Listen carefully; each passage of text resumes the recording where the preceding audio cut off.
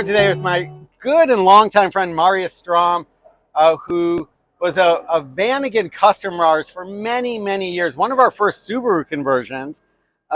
Marius went out and bought this beautiful van a couple years ago and sold his Vanagon to another wonderful customer who's still a customer of ours still.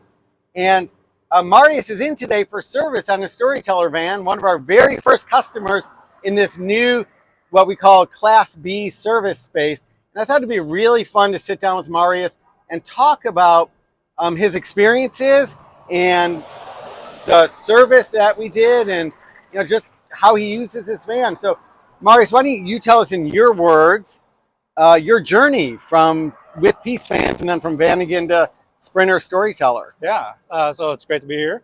I think like I had gone through a number of various mechanic shops with the van before. So I had a kind of a rare converted Synchro Westphalia Vanagon. Amazing car. He's being humble. It was one of the best vans we've worked on. It was pretty awesome. Yeah. I'm glad the new owners are still bringing it here. Oh yeah. Getting the service that we're used to. And it was a great van, tons of personality. I love the community around it. And then we had a kiddo, and we just started outgrowing the van. We started bringing so much stuff with us camping, and got a little bit of struggle with trying to relocate everything at campsites and moving around. And then one day, one of the things that I had chosen to do with the van before was disable the air conditioning. And one day we got stuck in some absolute dead traffic in Snohomish coming home. And I looked around, and my 4-year-old in the back at the time was just completely red and hot. And we realized that we had to do something. So my wife and I talked about options and realized we'd be super sad getting out of the Volkswagen and the Westie community, which we dearly love, and we're still in touch with quite a few of the folks in. And we started exploring other options, and then COVID hit, and we ended up on a waiting list for the Storyteller, the Sprinter. We wanted something bigger, something with modern amenities, something with the safety features, kind of like the Metris that you guys do in the modern shop.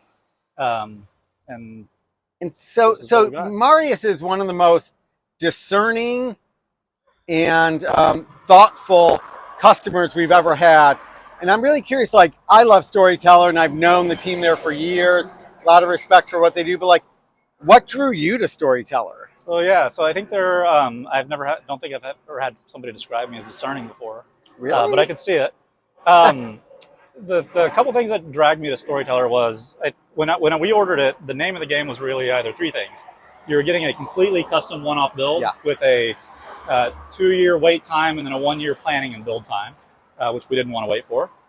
Or you could get a Revel, which has the fixed bathroom setup and is known for their Winnebago quality. Or you could get a Storyteller, and so we decided to go the Storyteller route. Things I love about the Storyteller, very similar to the Vanagon community, is the community itself. Yeah. There's a really strong network of owners, and I'm going to be really excited someday to be able to tell them about a new service offering that's going to be available here in the Pacific Northwest, because that is a thing that's been sorely lacking. Yeah. And so what do you love about the Storyteller? I love the community, like you said, but functionally, I love the battery system. It's got its quirks. But it's so nice to be able to sit there at a campsite for 3 to 4 days, completely off grid, not worry about running the alternator or finding a spot to plug it and charge. We're talking about going and camping with a coworker, and they have a tow behind fifth wheel, and they can only camp at a place that has a plug-in. Right. And I actually offered them that they could plug into this. Right. They could plug into this. They could. And so would that work for like 2 days? I think we'd have to be a little thoughtful about power consumption, but I think we could make it work. Maybe share like space when you're running the AC or something. Yep. Yeah. So I love the kind of flexibility and the fact that we can just sit in the middle of nowhere for days on end if we want to, and not worry about it. And so Storyteller is known for their quality, but inevitably things break, or you need service or you need support.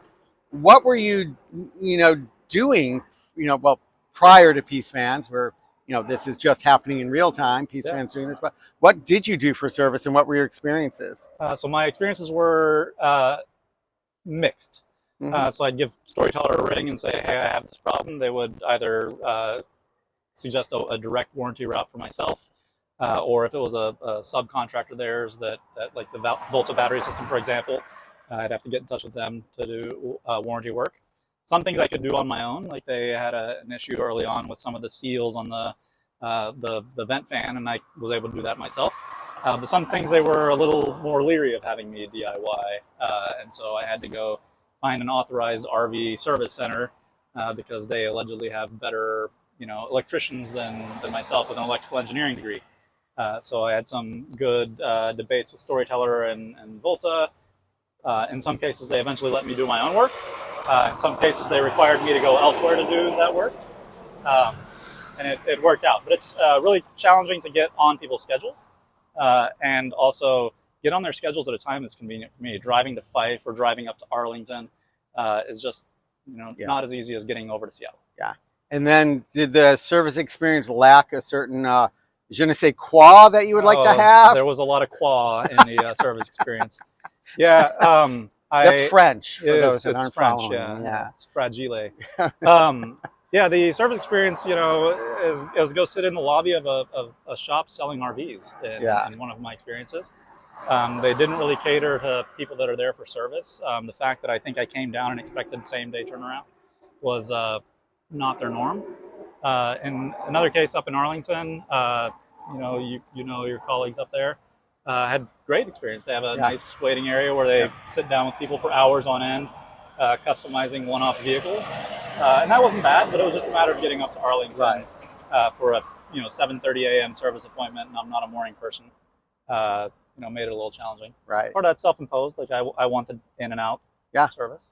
And so there was no prompting on this. Well, there's a teeny bit of prompting on this next question, but I didn't see the answer. But are you excited for Peace Vans to be moving into this space and offering this service? And what are you looking forward to? I am pumped. I think that the community is also going to be excited too, because it's I like to tinker myself, and so I'm capable of doing some things. But I know there's a lot of people in the community that are really struggling to find good quality service offerings, both on the Storyteller side and the Mercedes side. It's often really challenging, multi-month waits to get into some of the service locations if you can find somebody that you trust. So because we've worked together and I know the quality and the capabilities that's here at the shop, I'm super excited to have a place to go to. Great, thank you. Yeah. And thank you for being really our first Storyteller customer. Yeah. We're letting the news out soon, and it's been great to see you and catch up and spend the day together. Yeah, it's been great. Thank you. Appreciate the lunch too. Yeah, my pleasure. We had Jack's barbecue for lunch. Always if you bring your Storyteller to Peace Vans and you have to spend the day, we'll buy you lunch at Jack's barbecue. You can put that in writing right now. Take service just for that. Right? Thank you guys very much, and we're excited about this business.